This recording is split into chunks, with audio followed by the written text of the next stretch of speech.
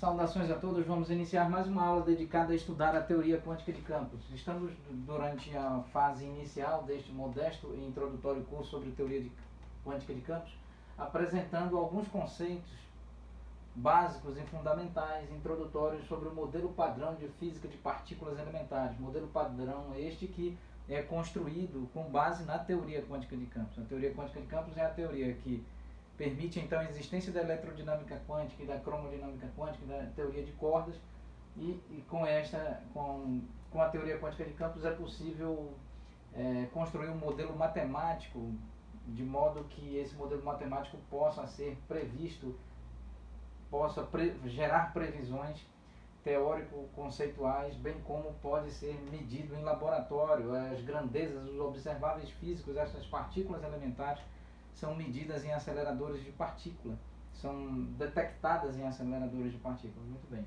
Então, aqui durante a última aula nós falamos sobre os bósons mediadores de interação de campo quântico. O fóton transmite a interação eletromagnética, o gluon transmite a interação nuclear forte, o W-, W+, e Z0 transmitem a interação nuclear fraca, o graviton transmite a interação gravitacional em nível quântico. O bóson de Higgs é um bóson responsável por gerar a quebra espontânea de simetria do grupo matemático de Gauge, promovendo a geração e criação da massa inercial, ou seja, no universo observável e no contexto do modelo padrão de física de partículas elementares, é exato e precisamente o bóson de Higgs responsável, no contexto de uma quebra espontânea de simetria, de uma estrutura matemática. Este grupo de Gauge trata-se de uma estrutura, essencialmente uma estrutura matemática.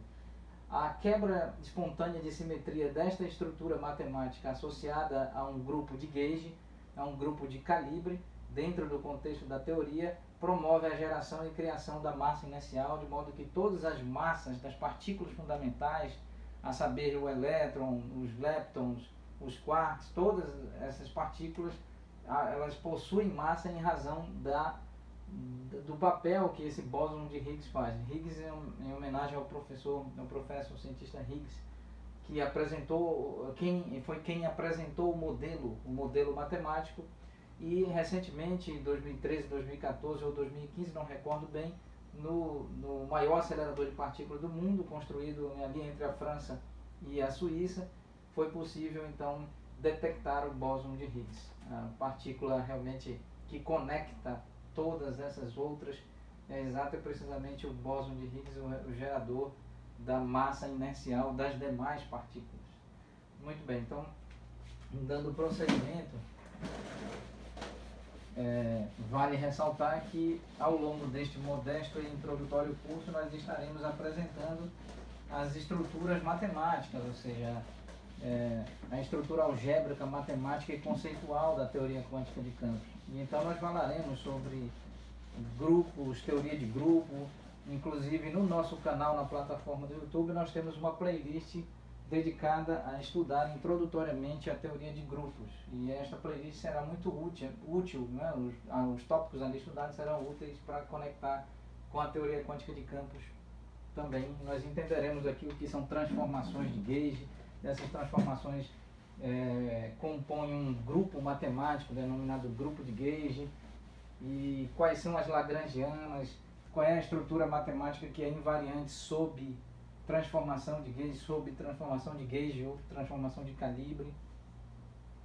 Muito bem, então, dando prosseguimento, vamos aqui falar sobre o conceito de partícula quântica. Então, nesse caso, com relação à ideia de partícula quântica, nós precisamos considerar aqui, e vamos utilizar a seguinte nomenclatura: carga, para indicar uma propriedade associada à partícula quântica, no caso a carga massa. A massa pode ser aqui redenominada como carga massa. A carga elétrica aqui, carga elétrica,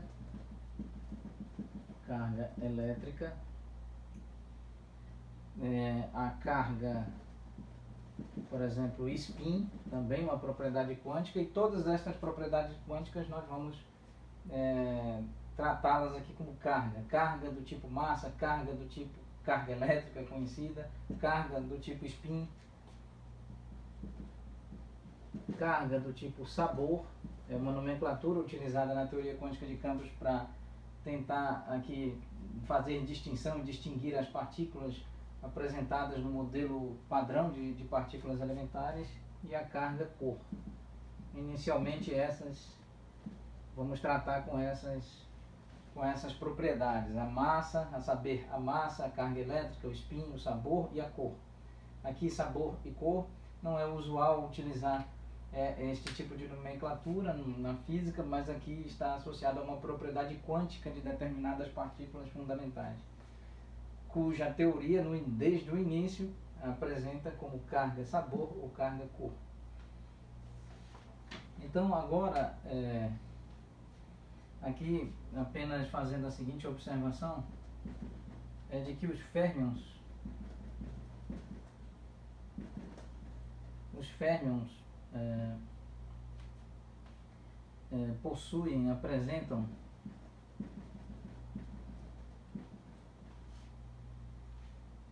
apresentam entre outras propriedades como carga elétrica, spin, massa, elas apresentam carga do tipo sabor.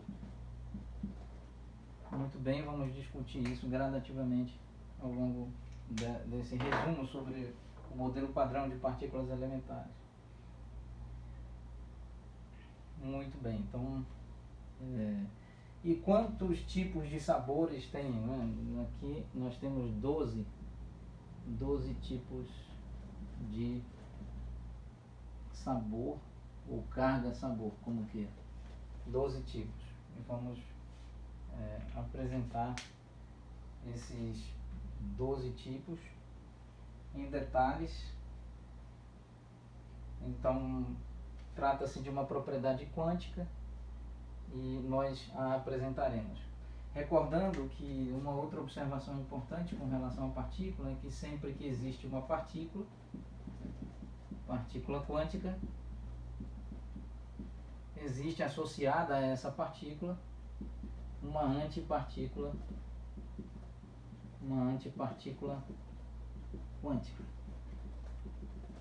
E então nós, ao longo dos estudos, inclusive de teoria quântica de campos quanto de mecânica quântica, nós vamos, tanto no âmbito da mecânica quântica quanto no âmbito da teoria quântica de campos, nós vamos tratar assim, sobre partícula quântica e antipartícula quântica e verificar, dadas as propriedades da partícula quântica, quais são as propriedades, as respectivas propriedades no caso da antipartícula. Se nós temos um elétron, por exemplo, aqui um elétron apresenta carga elétrica negativa. O positron, que é a sua antipartícula, positron, é definido aqui, o elétron, e a sua antipartícula é o positron. Aqui é definido como E com sobreíndice menos, aqui um E sobreíndice mais. A carga elétrica do elétron, é menos 1,6 10 elevado a menos 19 coulomb, e nós sabemos que a carga elétrica do positron é mais 1,6 10 elevado a menos 19 coulomb. A massa do elétron é igual à massa do positron.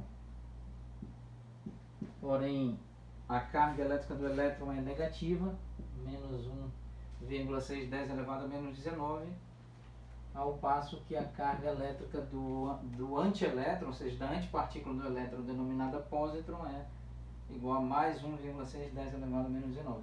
Existem outras propriedades? Sim, existem outras propriedades, e essas outras propriedades se relacionam aqui, algumas são alteradas, são invertidas ou alteradas, quando nós consideramos a partícula quântica e a sua respectiva antipartícula quântica. Aqui, ilustrativamente, como primeiro exemplo, o elétron, qual é a antipartícula do elétron? É exato e precisamente o positron.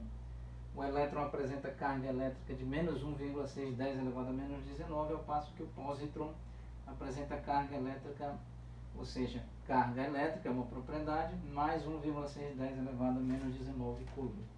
Muito bem, vamos encerrá-lo nesse ponto e retomaremos oportunamente. Muito obrigado a todos.